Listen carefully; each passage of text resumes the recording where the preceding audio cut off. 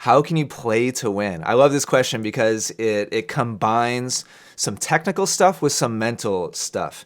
This is a super common thing from John. How to play to win instead of playing not to lose. And in other words, how can I be more aggressive? So many players are super careful when they should be aggressive. So let's talk about exactly what John can focus on and what you all can focus on to avoid that trap. So there's two requirements. There's a technical requirement, and we're going to talk about exactly what this is and how to do it. The technical requirement to avoid playing not to lose is to swing past the ball instead of through the ball. And we're going to define exactly what this means in a second. And it all comes back to this phrase. We're going to be talking about this phrase for the rest of the lesson today. The face sends it, meaning the racket face. The path bends it. Wherever the strings are facing at contact, that's where the ball is going to go. Like that's the direction the ball is going to travel. Whatever path the racket is on as the ball touches the strings, that's what gives the ball spin and can curve the ball or bend the ball. So this little phrase unlocks the key, or I guess the lock. It's the key that unlocks the door for us to be able to be confident and aggressive at the same time. Curve just means that you can hit a faster shot without sacrificing consistency. So let's take a look really quickly here at two really different players.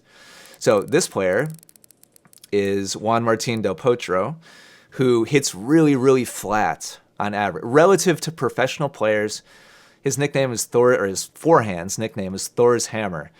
Just crushing like big shots through the court is kind of his specialty. So I want you to watch the path of his racket through contact, just before contact and just after contact. If we draw a little bit of a circle here, right before contact, and then at contact, and then just after contact, you'll see that there is a low to high path to this, but it's pretty subtle. It's not super aggressive. So another way to think about this is Delpo has more energy going this way than he has energy going this way. So if you think as like a 45-degree angle as being splitting it halfway in between, right? He's going more forwards than he is upwards. So now let's look at that same thing. Let's look at the path of the racket here with somebody like Nadal, who hits with way more spin than Del Potro. And watch the path now. Look at how much lower the racket is compared to the ball as he gets ready to hit. And watch the path of the racket this time. Super, super vertical. So if we draw those same kind of circles a little bit before contact, and then at contact, and then a little bit after contact, and look at the difference here. Now Rafa's got a really vertical attack. So if we draw that same, ballpark 45-degree angle, now Rafa's breaking that to the upside and he's going super, super vertical. So what does that mean? The path bends it. So Del Potro's ball is going to penetrate and move through the court much faster, all other things being equal, which is a lot of things, by the way. But just I'm simplifying things here just to be able to understand it, just as an illustration. All other things being equal, Del Potro's ball is going to travel through the court much faster, whereas Nadal's ball is going to curve a lot more. It's going to have a lot more margin. So Nadal has a lot more safety. Del Potro has much more like offensive attacking potential. So if you want to play to win instead of playing not to lose, safety and curve and margin is super, super critical. If you're hitting everything like with minimum margin for error, like 6 inches over the net, 1 foot over the top of the net, and you want to be careful on a point because it's a big point, you don't want to blow it, you want to make sure that you kind of stay in the point.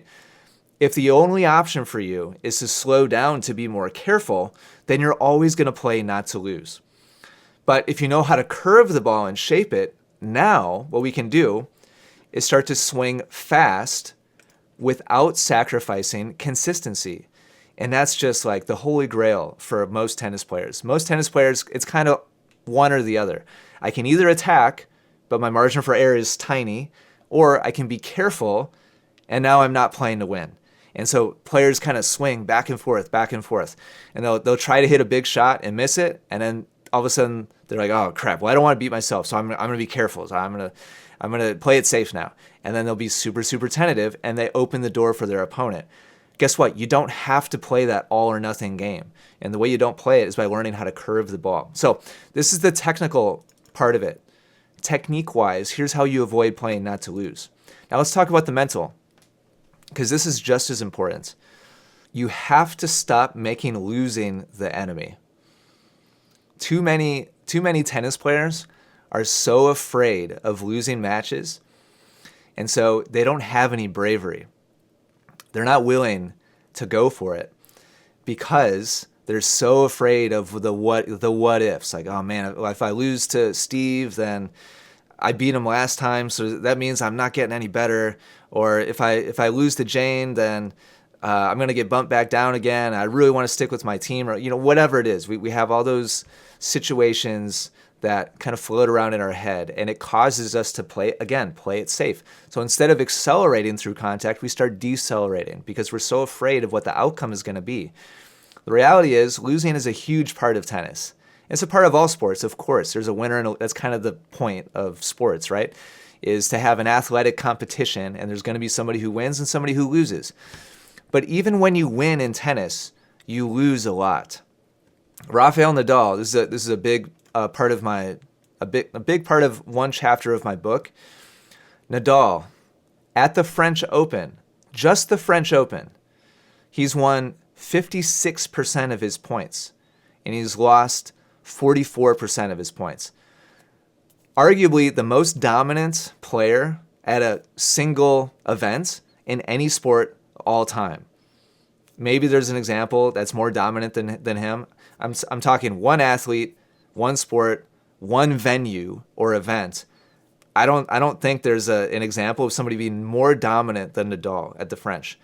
And yet 56% of his points he's won. That means throughout all those French Open trophy, runs that he's had, he's lost almost half of his points. So for you for the rest of us, even when we win like 1-1 or something like that, we're winning maybe 6 out of 10 of the points. Maybe total domination, 7 out of 10. You have to get used to losing. And I don't mean like matches, like every match or anything like that. But if you're playing it so safe, if you're being so careful because you don't want to lose point after point after point, then blossoming into a high-level player is going to be next to impossible. There's something to think about. Start being more afraid of poor tennis than losing, and you'll be on your way to playing confident tennis and playing to win instead of playing not to lose.